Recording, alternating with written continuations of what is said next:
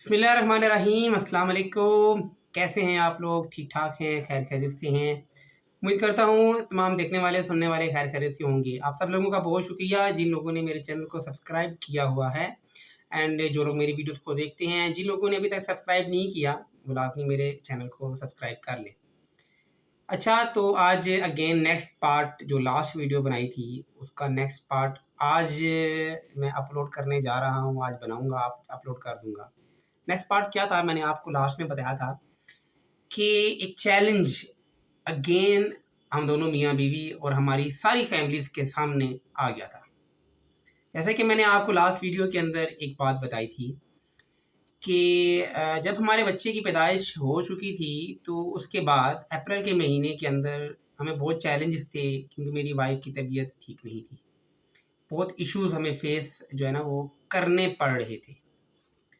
उसमें एक जो सबसे बड़ा चैलेंज था वो यही हमें फेस करना पड़ रहा था कि उनको जो सियाटिका पेन था वो बहुत शिद्दत अख्तियार कर गया था। जो चलने फिरने और बैठने से उनको बहुत तकलीफ़ होती थी। तो हम लोगों ने ये डिसाइड किया कि हम इसकी प्रॉपर मेडिकेशन करते हैं, ट्रीटमेंट कराते हैं डॉक्टर से, क्योंकि मई के महीने में मेरी छुट्टियां जो है ना वो स्टार्ट हो रही थी और मुझे पाकिस्तान भी जाना था। तो अब ट्रीटमेंट का टाइम जो है ना वो हमने करना था। हमने डिसाइड कर लिया कि हमने डॉक्टर के पास जाना है। तो हमने अपॉइंटमेंट ले ली। डॉक्टर्स के पास हम चले गए। जो आर्थोपेडिक डॉक्टर था उसके साथ हमने कंसल्ट किया। हम उसके पास गए, उसने चेकअप किया एंड उसने कुछ हमें टेस्ट भी लिख के दिए, जिसके अंदर एमआरआई रिपोर्ट थी और कुछ और एक्सरे वगैरह। जब एमआरआई रिपोर्ट के लिए हम लोग गए, वो रिपोर्ट वो टेस्ट हुआ और वो रिपोर्ट आई। तो उस रिपोर्ट को जब हम लोग डॉक्टर के पास गए दोबारा, तो हमारे पाँव से ज़मीन निकल चुकी थी। जो डॉक्टर थे वो बहुत ही अच्छे थे एंड उनका जो ताल्लुक़ था वो भी इजिप्शियन थे, वो मिस्र से उनका ताल्लुक़ था। मेल डॉक्टर थे, मैं नाम उनका भूल चुका हूँ, बट उन्होंने हमें ये बताया कि आपकी एमआरआई रिपोर्ट बिल्कुल ठीक नहीं आई और इसमें कुछ ऐसा है जो आप लोगों ने, अगर आप दोनों ने सुनना है तो सब्र से सुनना है और हिम्मत रखनी है। मुझे समझ नहीं आ रही थी कि ऐसा क्या है उसके अंदर। मैंने डॉक्टर को हमने बताया कि आप बताएं, जो भी बात है आप हमें बताएं, हम देख लेंगे। डॉक्टर ने हमें ये बताया कि आपकी जो एमआरआई रिपोर्ट है वो ये बता रही है कि आपकी जो बोन्स हैं उसमें एक ऐसा एक जो इन्फेक्शन शो कर रहा है, जिसके लिए आपको कैंसर के डॉक्टर से कंसल्ट करना पड़ेगा। वो ये कुछ अच्छी चीज़ नहीं है, ये कुछ अच्छा शो नहीं हो रहा इस रिपोर्ट में। मेरे तो रोंगटे खड़े हो गए थे, अभी भी बताते हुए भी और उस टाइम पे भी, मेरी वाइफ के भी। खैर मुझे समझ भी नहीं आया मैं उसको कैसे हिम्मत दूँ। 1 महीना नहीं हुआ था हमारे बच्चे की पैदाइश को। अब बहुत मुश्किल वो एक टाइम था।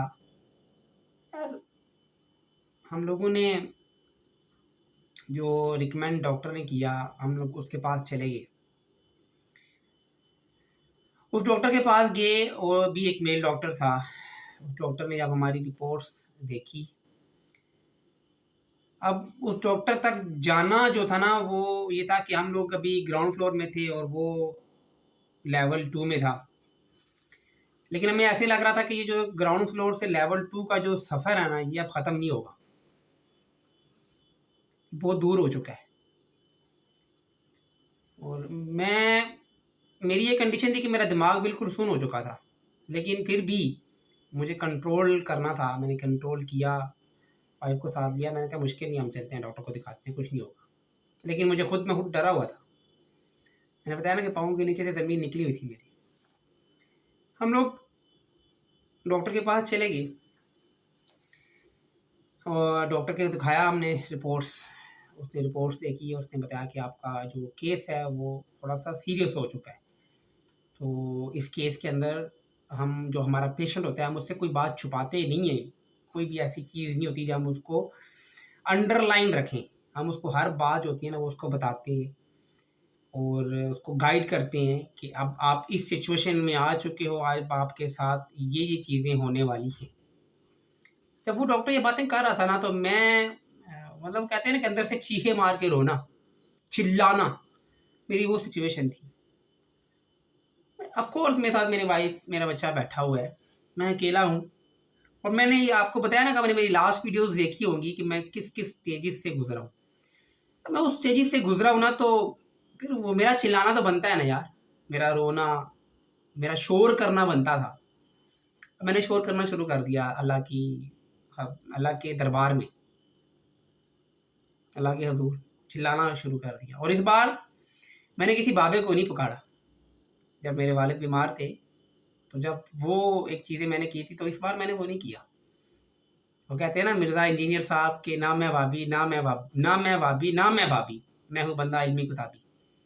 तो इस बार मैंने किसी बाबे की हेल्प नहीं ली, कोई न्याज़ें, कोई मुरादें, कोई देगे नहीं चढ़ाने की सोचा, कोई चादरें चढ़ाने की बात नहीं की। मैंने क्या, सिर्फ सजदे में जाना है, नमाज़ पढ़नी है और रोना है, अल्लाह से मांगना है कि या अल्लाह बस प्लीज़, मुझसे कोई गलती होगी है ना, अगर मुझसे कोई मिस्टेक होगी है तो उसकी मुझे कोई सज़ा दे, मेरे बच्चे को, मेरी वाइफ को ऐसी कोई सज़ा नहीं देनी पड़ी। यार ये अभी मैं कोई ऐसी डायलॉग नहीं बात कर रहा, ये रियलिटी थी भाई, ये सच था। बहुत मुश्किल टाइम था भाई। डॉक्टर आपको ये बता रहा है कि आप एक क्रिटिकल सिचुएशन में आ चुके हो, अभी कुछ भी हो सकता है, और अभी खुशी का टाइम है। अब क्या मतलब हम लोग फेस कर रहे हैं, तो सारी बात है। खैर डॉक्टर ने हमें कुछ उसने टेस्ट लिख कर दिए, और वो एक फाइनल टेस्ट था। वो ये टेस्ट हमें बताएगा कि हम कहाँ पहुँच चुके हैं। और डॉक्टर ने टेस्ट हमें लिख के दिया और हमने वो टेस्ट करवाया, हम लोग घर आ गए। अब घर में भी हमारा जो है ना, वो एक ऐसा आलम था कि मेरे इन लॉज में और मेरी अपनी फैमिलीज़ में, स्पेशली अगर मैं अपनी फैमिली की अगर बात करूं, जिसको मैं सबसे ज़्यादा कोड करूंगा, वो मेरी छोटी सिस्टर, जो बहुत रो रही थी, बहुत परेशान थी, मेरे लिए खुश भी बहुत थी, मेरे लिए कि अल्लाह की ज़ात ने मुझे औलाद दी। परेशान भी बहुत थी मेरी वाइफ के लिए कि उसके साथ ये सब क्यों हो रहा है। वो औरत थी ना, शादीशुदा है, औरत थी, और ये तकलीफ़ें वो देख चुकी थी, तो उसको पता था कि अब ये इसके साथ क्यों हो रहा है, उसकी भाभी के साथ। वो बहुत रो रही थी, बहुत। माँ भी परेशान थी, भाई भी परेशान था मेरा, मेरे इन लॉज में मेरी भाभी, मेरे ससुर, सब लोग परेशान थे। इवन मेरा ब्रदर इन लॉ, जिसके साथ मेरा रिलेशन बहुत बहुत स्ट्रॉन्ग है, बहुत अच्छा है, भाइयों वाला रिलेशन है मेरा, बल्कि एक दोस्तों वाला होता है ना, वैसा। सोहेल, उसके साथ मुझे पता है वो बहुत स्ट्रॉन्ग है, वो कभी बात नहीं करता, और लेकिन मुझे पता था कि वो उसकी सिचुएशन क्या है, क्योंकि वो भी उसी ट्रॉमे से गुजरा है जिस ट्रॉमे से मेरी वाइफ गुजरी थी। उसकी जो कज़न की डेथ हुई, फिर उसकी मदर की डेथ हुई, फिर और भी उस बेचारे को इतने डज़ें लगी हैं ना। स्पेशली जो मेरा छोटा मेरा ब्रदर इन लॉ है, वो भी बहुत परेशानी और टेंशन से गुजरा। तो ज़ाहिर बात है, ये टेंशनें, परेशानियाँ कहीं ना कहीं इंसान को अंदर से निचोड़ के सख्त तो कर देती हैं, लेकिन इंसान है ना, वो कितना को सख्त होगा। एक टाइम पे वो जो है ना, वो कहते हैं ना कि वो एक रेत का ठेला होता है, बस। खैर उसने मुझे बहुत हिम्मत दी, मेरे ब्रदर इन लॉ बार बार मुझे कहता रहा था कि आप परेशान ना हो, ये ना हो, कुछ नहीं होगा। उसको भी यकीन था, लेकिन मैं डर गया था भाई इस बार। मैंने कहा बस अब मेरी लाइफ जो है ना, वो ख़त्म हो जाएगी, मैं मतलब बस ख़त्म। और मैं हर टाइम अल्लाह से माफ़ी मांगता था, मैंने कहा अल्लाह मैंने क्या गुनाह किया, मुझे माफ़ कर दे प्लीज़, ना मेरे बच्चे को, मेरी बीवी को मेरे गुनाहों की सज़ा देना। वो जो 4 दिन, 3 दिन या 5 दिन, मुझे याद नहीं है कितने दिनों के बाद वो रिपोर्ट आई, बट वो जितने भी दिन थे ना, वो क़यामत वाले दिन थे हमारे लिए। एक दिन शाम के टाइम हम दोनों बैठे हुए, तो वो रिपोर्ट आई हमारे नंबर के ऊपर। अब वो रिपोर्ट जैसी आई, हमने उसका स्क्रीनशॉट लेके, आपने पहला काम क्या किया, स्क्रीनशॉट लेके हमने पहला काम, हमने चैट जीपीटी के ऊपर चले गए, हम गूगल के ऊपर चले गए, क्योंकि उसमें 2 या 3 पॉइंट ऐसे थे जिस पे रेड कलर की मार्किंग हुई होती, दैट मीन कि ये कोई डेंजरस चीज़ हो सकती है। अब वो हम अब फिर से वही कपकपी जो है ना वो थी, और समझ नहीं आ रही थी कि अब हम किस कंडीशन में हैं। जब वो रिपोर्ट आई, हमने स्क्रीनशॉट लिया उस रिपोर्ट का, बाकी पॉइंट्स को छोड़ के वो जो रेड वाला जो एक एक पैराग्राफ था, जो जगह थी, उसको चैट जीपीटी पे डाला, उससे पूछा, तो चैट जीपीटी ने मुझे बताया कि आपकी रिपोर्ट्स ठीक हैं, अल्हम्दुलिल्लाह।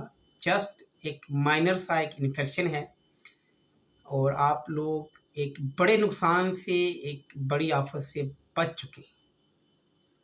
यह हमने कंफर्म किया चैट जीपीटी से, यह हमने कंफर्म किया गूगल से, यह हमने कंफर्म किया जो मेरे ब्रदर इन लॉ है सुहेल, उसको जब हमने भेजा वो भी बहुत खुश हुआ। और अब हमने ये बात अपनी फैमिली को बता दी कि अल्हम्दुलिल्लाह अल्हम्दुलिल्लाह की रिपोर्ट हमारी ठीक आ गई। हाँ, ये है कि ये एक डेंजरस स्टेज ज़रूर है कि यहाँ पे हमें एहतियात करनी चाहिए, हमें केयर करनी चाहिए, क्योंकि सबसे बड़ा इशू जो था वो था विटामिन डी, जो मेरी वाइफ की बॉडी में बिल्कुल नहीं था, और इसकी वजह से उनको बहुत प्रॉब्लम्स हो सकते थे और हो भी रहे थे। खैर, अब एक ऐसा था कि 4-5 दिन एक क़यामत वाले माहौल से गुजरने के बाद एक खुशी का आलम आ चुका था, रिलैक्सेशन हो चुकी थी।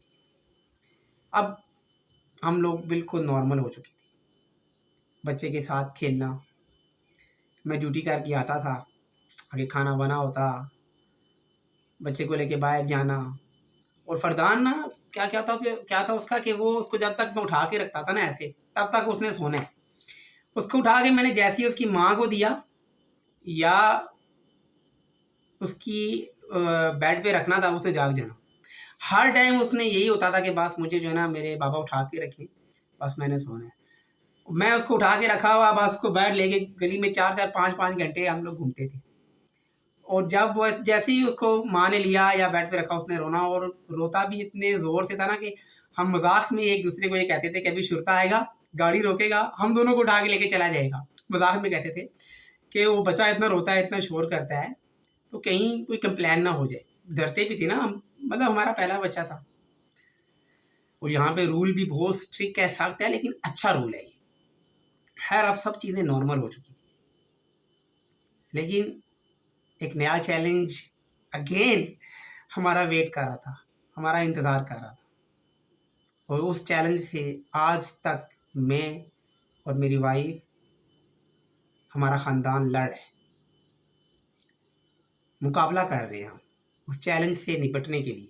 उसमें मुझे अभी तक जो कामयाबी हुई है, उसमें अल्लाह ताला की ज़ात के बाद सबसे ज़्यादा मुझे अगर किसी ने सपोर्ट किया है तो मेरी वाइफ, उसके बाद मेरे वो दोस्त जो यूएई में रहते हैं, जो पाकिस्तान में रहते हैं, वो लोग हैं जिन्होंने मुझे मेंटली, मुझे फाइनेंशियली सपोर्ट किया। वो चैलेंज क्या था, उस चैलेंज से मैं कैसे निपट रहा हूँ, मेरी फैमिली कैसे मुझे सपोर्ट कर रही है, कैसे हमारा ख़ानदान उस चैलेंज से लड़ रहा है, वो क्या है, किन लोगों ने मुझे सपोर्ट किया, किन लोगों ने मुझे सपोर्ट नहीं किया, वो सारा जितनी भी चीज़ें हैं मैं अपने नेक्स्ट व्लॉग में आप लोगों से शेयर करूँगा। लेकिन अभी तक मैंने आपके लिए जितनी भी वीडियोस बनाई, उसमें किसी न किसी चैलेंज या किसी न किसी एक प्रॉब्लम का जिक्र किया, लेकिन उस प्रॉब्लम या चैलेंज से मेरी वाइफ निकल आई। इसकी वजह हमारा कांस्टेंट रहना, हमारा एक दूसरे पे ट्रस्ट करना, एतबार करना, मोहब्बत का होना, ये है कि आप एक दूसरे पे ट्रस्ट करते हो। सिर्फ मोहब्बत एक अहम फैक्टर नहीं है मेरे भाइयों, मेरे दोस्तों, मेरे देखने वालों, ट्रस्ट बहुत इंपॉर्टेंट चीज़ है, ये करना पड़ता है मियाँ बीवी को एक दूसरे के ऊपर।